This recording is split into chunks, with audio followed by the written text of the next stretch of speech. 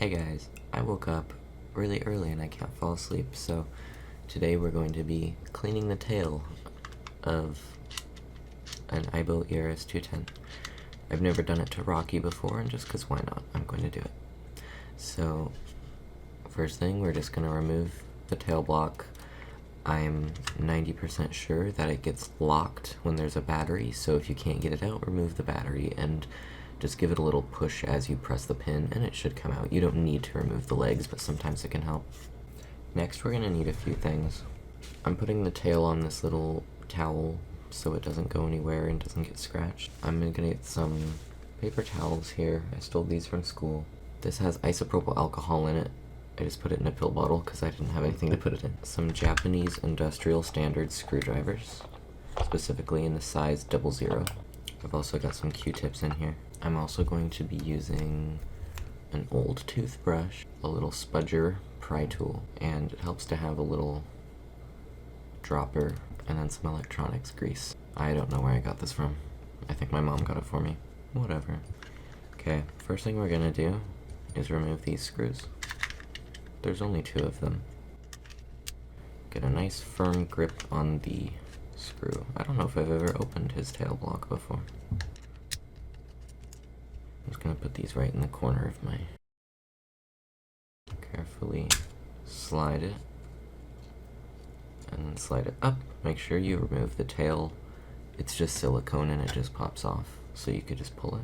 This part will be free.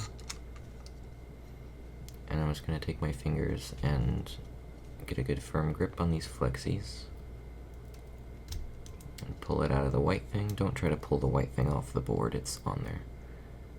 Just remove the little flexies. And I'm just gonna put this right there.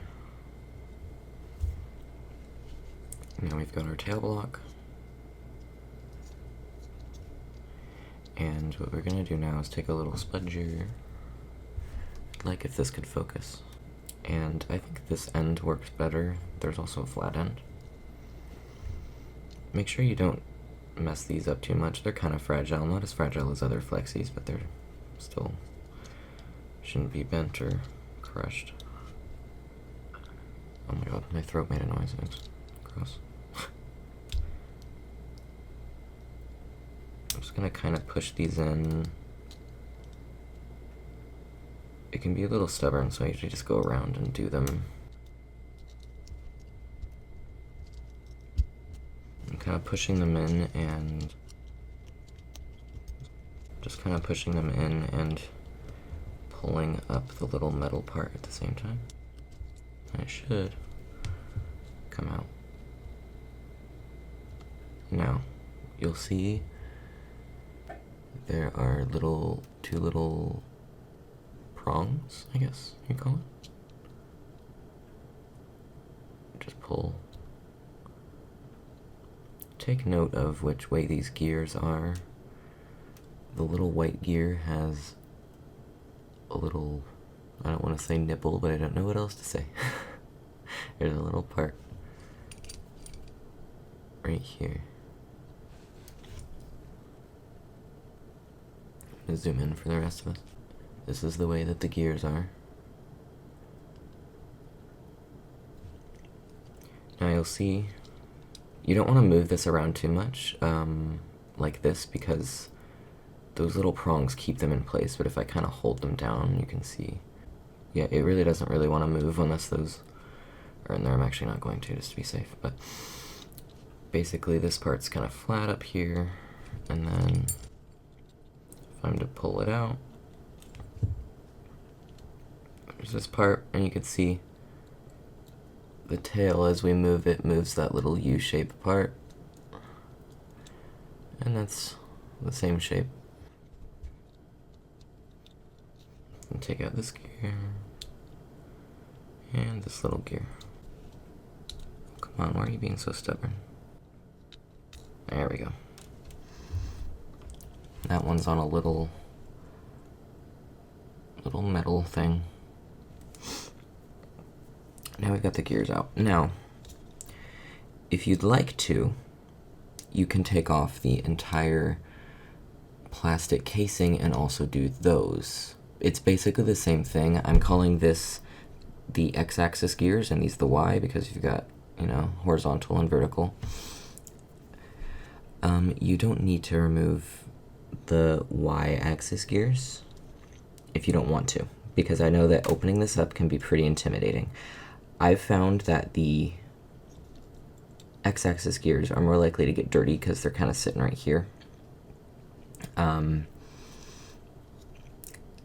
So I'm personally not going to remove them just because I don't want to have to put it all back together and stuff like that. So what I'm going to do is I'm going to take a little bit of my isopropyl alcohol, and then I'm just going to take the gears and kind of put them in there. Give them a little bath. Just make sure there's no gunk on them. You really don't need to do that for very long. Just make sure there's nothing. You can also just take a Q-tip and kind of brush off the teeth. Just make sure there's no fuzz or anything or hair. Make sure you don't lose these because you're screwed if you do, sorry.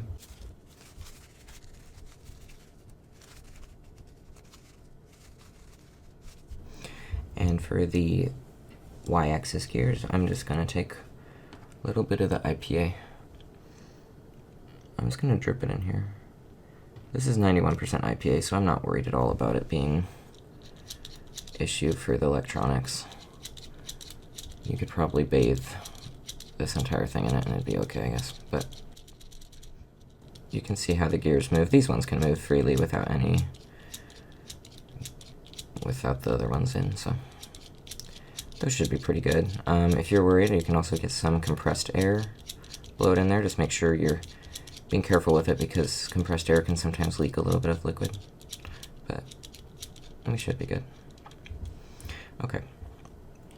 Now what I'm going to do is take this electronics grease and I'm going to warm it up with my hands just a little bit so it's not super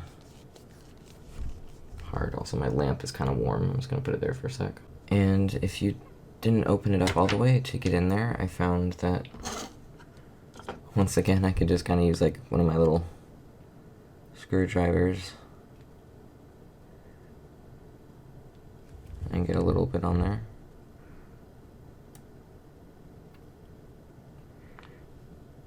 Just kind of put it on those teeth. You don't need too much, but after all these years, these gears are very... There you go, get some nice lubricant on those gears. I would not suggest using a liquid lubricant like you'd find for sewing machines. I just like to make sure it stays where I put it. I feel like a liquid lubricant would be very hard. So, honestly, this might have been from Temu. I don't know. Okay. Now I'm going to put these gears back in place. Actually, however, if you'd like to, sometimes it might be a little easier to just take a little bit of lubricant, kind of put it on the teeth before you put it in. Just a little bit.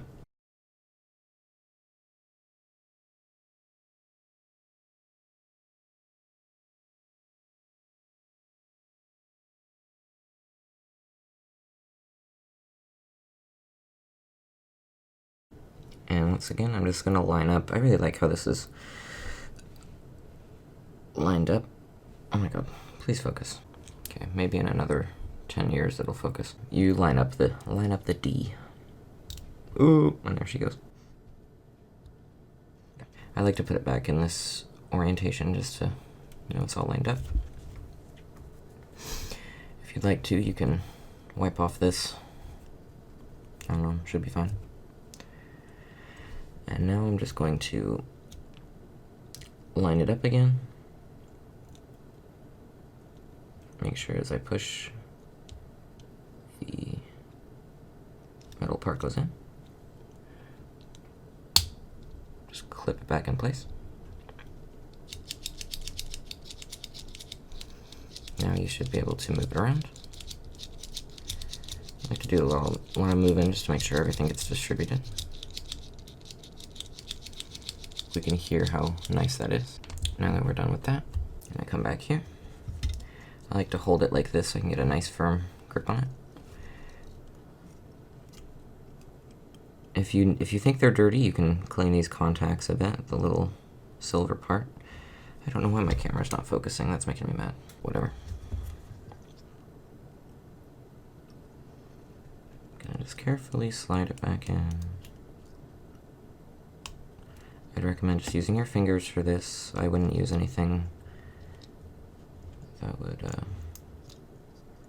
potentially scratch. Just don't scratch the traces on this flexi.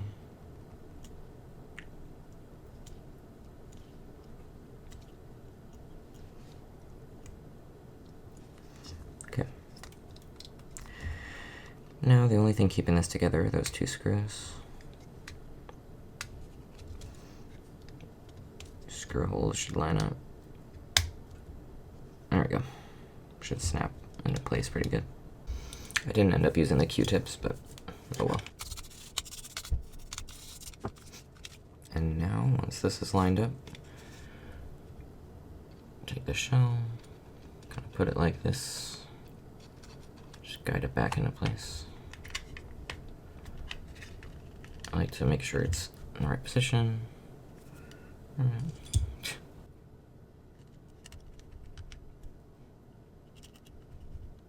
There you go.